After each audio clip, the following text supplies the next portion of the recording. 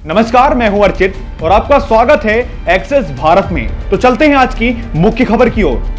आदिपुरुष के विरोध में उठने वाली आवाजें तेज हो गई हैं। प्रभास और सैफ अली खान की फिल्म को लेकर हंगामा बढ़ता जा रहा है। इस बीच रामानंद सागर की रामायण के राम का किरदार निभाने वाले अरुण गोविल का बयान सामने आया है। अभिनेता ने वीडियो जारी कर आदिपुरुष के मेकर्स पर धार्मिक भावनाओं को आहत करने का आरोप लगाया है। अरुण गोविल ने अपने YouTube चैनल पर एक वीडियो शेयर करते हुए कहा, बहुत समय से मेरे दिमाग में बहुत सी बातें चल रही हैं। लगता है अब उन बातों को आपके साथ साझा करने का समय आ गया है। रामायण और महाभारत जैसे जितने भी पौराणिक ग्रंथ और शास्त्र हैं, ये हमारी सांस्कृतिक और धार्मिक धरोहर है, मानव सभ्यता के लिए नींव है। इसे ना हिलाया जा सकता है और ना ही बदला जा सकता, और इसके साथ किसी तरह का खिलवाड़ या छेड़छाड़ भी ठीक नहीं है। अरुण गोविल कहते हैं, हमें हमारे शास्त्रों से संस्कार मिलते हैं, जीने का आधार मिलता है। हमारी ये धरोहर ही हमें जीने की कला सिखाती है। हमारी संस्कृति विश्व की सबसे प्राचीन संस्कृति है। ऐसे में इसके साथ छेड़छाड़ करना धार्मिक भावनाओं को आहत करना है। कोरोना में दिखी धार्मिक शक्ति पर बात करते हुए अरुण गोविल कहते हैं, जब 2.5 साल पहले आए कोरोना ने हमारी धार्मिक मान्यताओं को मजबूत कर दिया है। इतना ही नहीं, कोरोना के दौरान जब एक बार फिर से रामायण का प्रसारण शुरू हुआ था तो उसने विश्व रिकॉर्ड बनाया था। 35 साल पहले बनी रामायण को हमारी युवा पीढ़ी ने पूरी श्रद्धा और आस्था से देखा। फिल्म आदिपुरुष के मेकर्स पर निशाना साधते हुए अरुण गोविल कहते हैं, आपको हमारी नींव, जड़ और धार्मिक संस्कृति से छेड़छाड़ करने का कोई अधिकार नहीं है। आप क्रिएटिविटी के नाम पर धर्म का मजाक नहीं बना सकते। वीडियो के अंत में अरुण गोविल ने प्रधानमंत्री नरेंद्र मोदी को धार्मिक और ऐतिहासिक धरोहर को पहचान दिलाने के लिए शुक्रिया भी कहा। नमस्कार।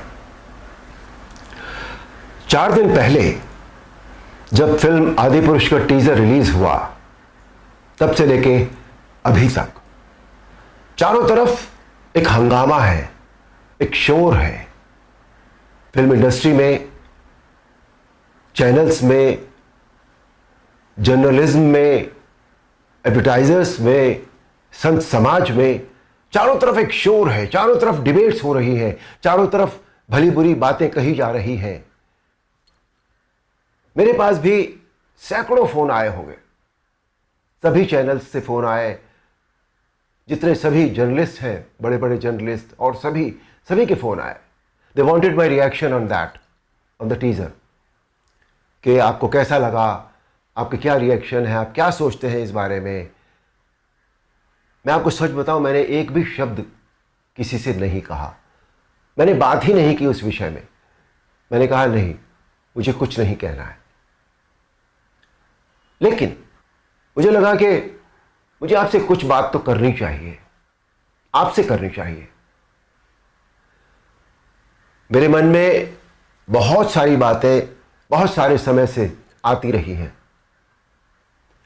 और इस हंगामे को लेकर, इस इशू को लेकर मुझे लगा कि शायद ये सही समय है जब मैं अपनी बातें आपके साथ शेयर कर सकूं।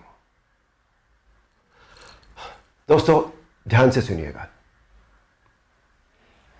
रामायण, महाभारत, श्रीमद् भागवत जैसे जितने भी ग्रंथ हैं, शास्त्र हैं, यह हमारी सांस्कृतिक और धार्मिक धरोहर है। यह हमारी संस्कृति है, यह हमारी जड़ है।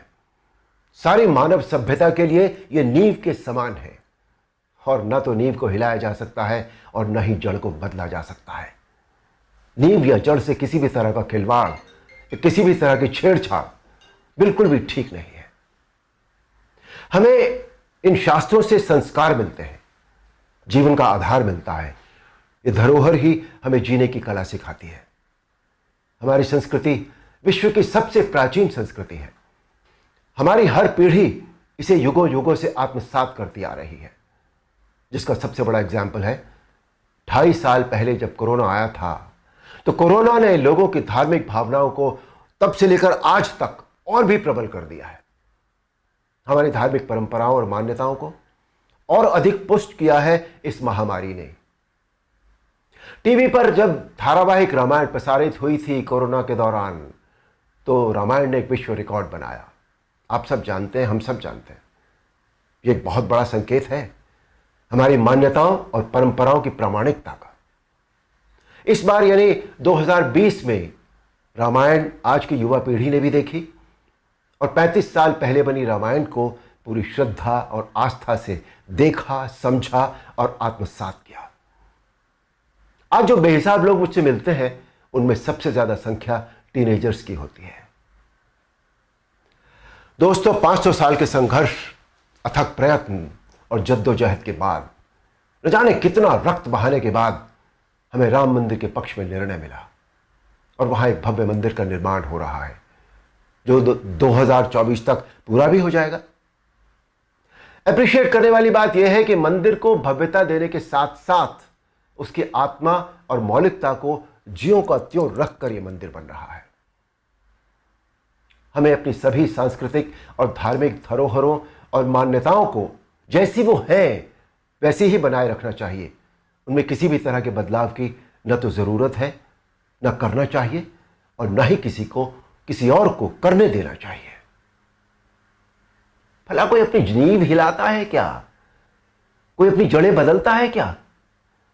हमारी इन धार्मिक सांस्कृतिक मान्यताओं और परंपराओं को किसी भी तरह का कोई नयापन देने की आवश्यकता नहीं है। देखिए, मेरा प्रयास और कर्म तो यही है कि मैं इस जनरेशन को और अगली पीढ़ी को भी वही सिखाऊं, वही बताऊं, वही दिखाऊं जो वास्तव में सत्य है, शाश्वत है और सनातन है।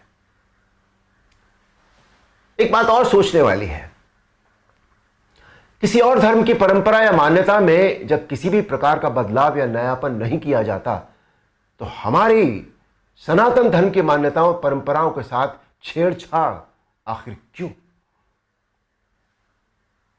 आजकल ये चलन सा बनता जा रहा है कि सनातन धर्म का मजाक बनाओ, देवी देवताओं के ऑब्जेक्शनेबल पोस्टर बनाओ, अभद्र भाषा में बोलता हुआ दिखाओ।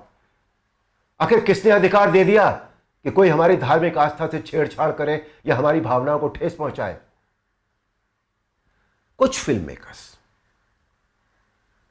कुछ राइटर्स, कुछ पेंटर्स, कुछ एक्टर्स, कुछ एडवर्टाइजर्स को इस बात का विशेष ध्यान रखना चाहिए कि वो क्रिएटिव लिबर्टी के नाम पर धर्म का मजाक न बनाए और न ही किसी की मान्यता या परंपरा को तोड़ मरोड़ कर प्रस्तुत करें। दोस्तों, ये किसी राजनीतिक पार्टी या धर्म के लिए नहीं बल्कि पूरे देश के लिए एक स्वाभिमान बढ़ाने वाली बात है कि आज हमारे प्रधानमंत्री श्री नरेंद्र मोदी जी के नेतृत्व और कुशल मार्गदर्शन में देश के कोने कोने में सांस्कृतिक, धार्मिक और ऐतिहासिक धरोहरों को पुनः पहचान मिल रही है। स्थान स्थान पर कॉरिडोर बनाए जा रहे हैं जिनसे हमारी इन धरोहरों की रक्षा भी हो रही है, उनका पुनर्निर्माण भी हो रहा है, साथ ही उनकी मौलिकता भी यथावत रखी जा रही है। मोदी जी, ये देश सदैव आपका ऋणी रहेगा। मेरा अनुरोध है आप सबसे कि आप सब पूरी सक्रियता और जागरूकता के साथ अपनी अमूल्य सांस्कृतिक, धार्मिक मान्यताओं और धरोहरों को सहेज कर संभाले रखने का संकल्प करें और दूसरों को भी इसके लिए प्रेरित करें। धन्यवाद। नमस्कार।